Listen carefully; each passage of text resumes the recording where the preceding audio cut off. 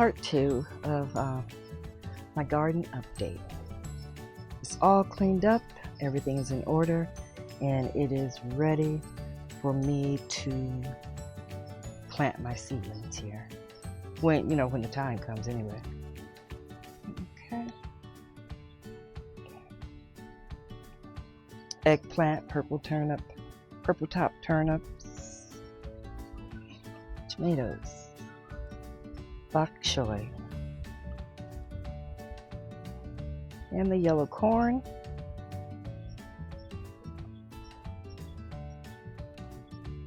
They are organic, non-GMO.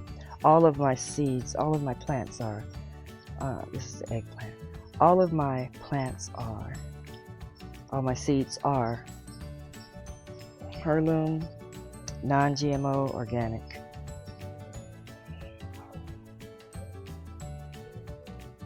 Okay, so last year I had these tomatoes. They did pretty good. They're perfect for making tomato sauce.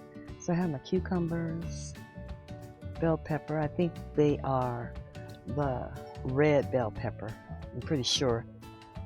And another bell pepper. That one is already showing its face. This one not yet. I planted them all at the same time. And this is the white strip organic seeded watermelon. Got to be seeded. I wonder, do anybody use the neem oil, and how does it work for you? Okay. There we have cayenne peppers. These are showing. These are not. I think this one fell. I dropped it. Oh, and the Russian kale. Now this is, I had a lot last year. This is still a result. This is still leftovers from when I planted it. Or it was given to me by laboring in the vineyard. She gave me a little piece and it was just massive. It grew everywhere. And it's oregano, Cuban oregano, Mexican mint. There's several names for this particular plant. And here we have Mexican mint. Yeah. Now the oregano, supposedly, if you take a leaf, do like that. See the oils coming out, juices coming out. You can rub this on your face. This is definitely oregano. This smells just like oregano more. And plus, supposedly, you can squeeze it and put it in your garden to scare away bugs. I don't know if it does or not. But this is Mexican mint. And this is definitely minty. Look at that. It's wonderful. Wow. Okay. So now I put my aloe vera in here. I'm going to separate it and put it in smaller containers. Or take out those two right there and put them in smaller containers. This here, it was really big and I gave a lot I gave a lot of it away. And this one, phew, I need to do something with this as well. Put it in a bigger pot or split it up or something. Okay, so I have, I wonder if the pineapple part is the stem is trying to grow. I can't see that. I don't want to stick my finger in there because it might bite me. But anyway, this is pineapple. This is, I planted it last year. So something should be coming out of there because maybe at the end of the year it'll be a pineapple in there. Because it's supposed to only take 2 years. This is the second year. I planted it last year. Or was it the year before? It was last year. And I don't know what I'm going to put there, but I got these all prepared to plant something in it. And then we have my peach tree.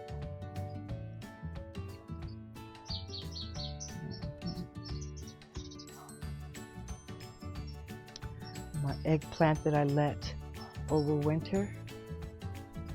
And I just want to see if something, you know, what will happen. Whatever happens with it happens, if anything. Okay. Okay. Back there is a avocado plant. And yeah, I dropped the avocado, the seed in some dirt. I just dropped it there, didn't pay it any attention. Next thing you know, it was growing, this one as well. That one's an avocado plant too. It got a little sick. The leaves fell off or something happened, I don't know. And those two little green things are ugly fruit trees. When it gets a little bigger, I'll put it somewhere else. Give it away, whatever. And I just have my dirt prepared. What I did with the dirt is I mixed topsoil with chicken feed and, or what do you call that stuff? Chicken manure. And what was the other thing I put in there? Oh yeah, compost. I had a compost bin over there. I mixed it all together. My compost bin was wonderful. It did so well. And I have I dehydrated a bunch of bananas and powdered them, and I mixed in the dirt as well. So getting ready. I think I'll put tomatoes here. And then my collard greens. Oh, boy, do they look good. These pots, I don't know what I'll put in it yet, but something from in there. Okay. Okay, year before last, what I did, turn around and let you see. What I did was, I had these buckets here. I had all those buckets lined up like that, and then I put another row of them like that. I might do that the same this year. Or maybe I'll just get these grow bags right there and do it with the grow bags instead. Okay.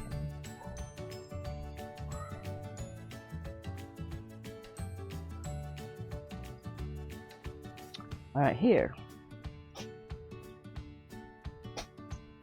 is cantaloupe in that row right there. I don't know if I'm going to let it go upward, you know, put it on this here thing and let it go up, or put straw or something on the ground, on the concrete here, and just let the vines grow this way. You know what, I think I might just let it grow upward, because here I'm going to put the watermelon. And I wouldn't want the vines of the watermelon and the cantaloupe to get tangled together and pollinate or do something. Then I have more aloe vera here. There's, I put in it lavender. I just stuck a lavender bush in there. These things, if you ever get a hold of one, they spread and multiply like crazy. All you have to do is break off a piece and stick it in the dirt, and it just grows and grows. This plant, I have so many of them.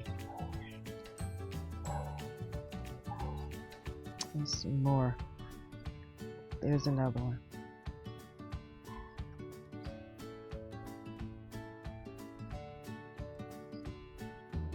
It's just a year old. Started from one little small plant that was in this little box. It was a gift box that had little succulents in it. It was amazing. I get all of that from that little plant. Another thing, I am using Irish Spring to keep away the lizards. Lizards are crazy. Oh, and this here is a moringa tree. It's a little sick, but we'll see. And then that's bitter fruit. Bitter melon, I should say. This is some blueberry bush. I don't know what it's going to do. And then there's another bitter leaf with another moringa tree. This tree is doing pretty good. Okay. Then we have the pomegranate tree.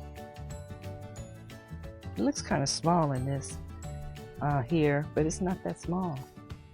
It's not that small at all. It will produce this year. These birds are scaring me. Too many of these crows are lurking around. Oh, it's just too many. All right, and then we have the fig tree. Fig tree. Last year and year before, I was able to get 9 figs off the tree twice in the year. These leaves are very nice, very healthy.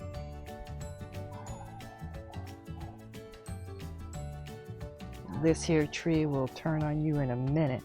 If you overwater it, these leaves will be hard, and yeah, you got to be careful of overwatering it and using less water. Not enough water, I should say. And that's it. That's it.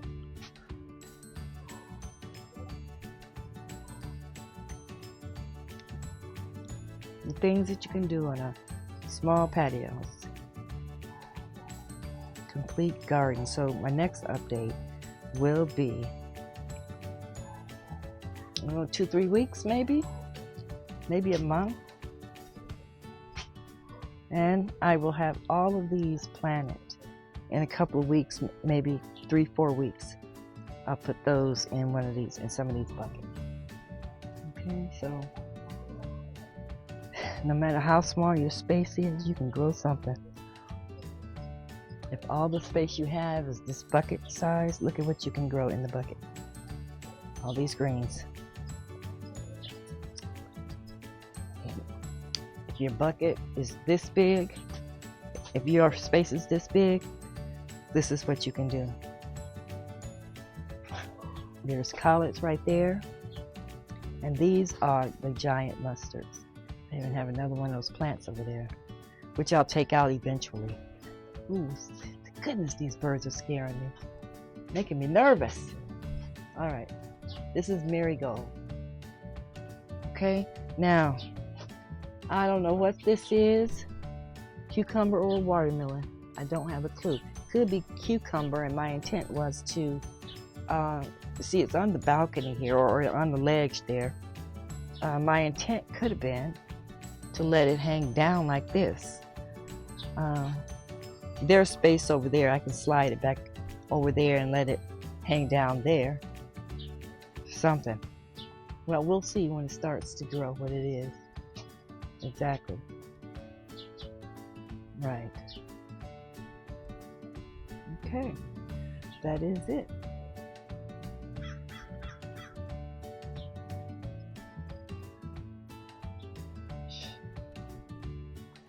Best yet, this is it. This is a good idea to go ahead and grow something, because prices of food is skyrocketing.